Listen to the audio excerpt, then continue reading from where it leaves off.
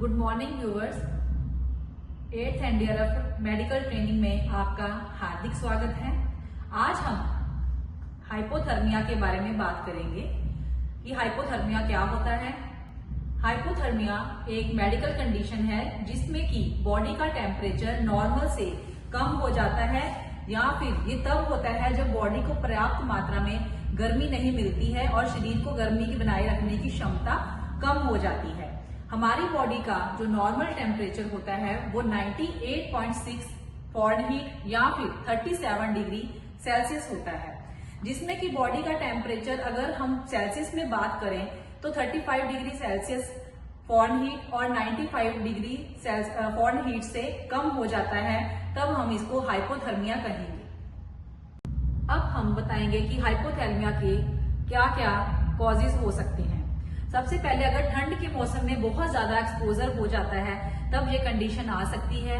पानी में डूबना, जो कि ड्राउनिंग केस होता है, कोई डूबे तब ये केस हाइपोथर्मिया की कंडीशन आ सकती है। कुछ डिजीजेस जैसे कि हार्ट डिजीज, डायबिटीज या फिर नशीली दवाइयों का सेवन करने से भी हाइपोथर्मिया की कंडीशन आ सकती है और शरीर को गर्मी को बनाए रखने में बॉडी हमारी बिल्कुल ही अनेबल हो जाती है। अब हम बात करेंगे कि हाइपोथर्मिया के साइन एंड सिम्टम्स क्या होते हैं। इसमें पेशेंट को सबसे पहले बहुत ज्यादा शिवरिंग होगी, उसको ठंड लगेगी, कंपन महसूस होगी, उसकी देखने में, उस आंखों में उसके ब्लड विजन हो जाएगी, देखने में कठिनाई होगी, सुनने और बोलने में भी उसको बहुत परेशानी होगी और लास्ट में पेशेंट क्या होता है, अनकॉन्शियस हो जाएगा और अगर कंडीशन ज्यादा क्रिटिकल होती है तो पेशेंट की डेथ भी हो सकती है। अब अगर कोई पेशेंट हमें हाइपोथर्मिया से ग्रस्त मिलता है तो उसका हम मैनेजमेंट कैसे करेंगे। सबसे पहले पेशेंट की जो अननेसेसरी मूवमेंट्स है उसको हम रोकेंगे, पेशेंट को कंफर्टेबल पोजीशन में लिटाएंगे और पेशेंट को रीवॉर्म करेंगे। जैसे कि हम इसको रीवॉर्म करने के लिए ब्लैंकेट्स का यूज कर सकते हैं और गर्म क्लोथिंग का, ताकि जो पेशेंट का बॉडी टेम्परेचर थोड़ा बढ़ जाए।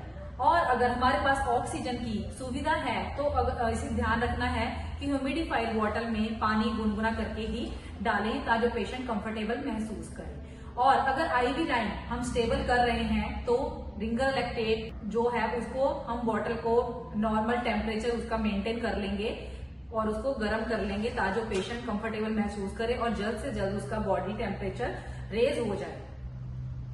तो इस वीडियो को हम यहीं खत्म करते हैं। ऐसी ही बहुत सारी इंफॉर्मेटिव वीडियोस लेके हम इस चैनल पे आते रहेंगे। कृपया इस चैनल को शेयर, लाइक एंड सब्सक्राइब करें और कमेंट करना ना भूलें। Thank you so much.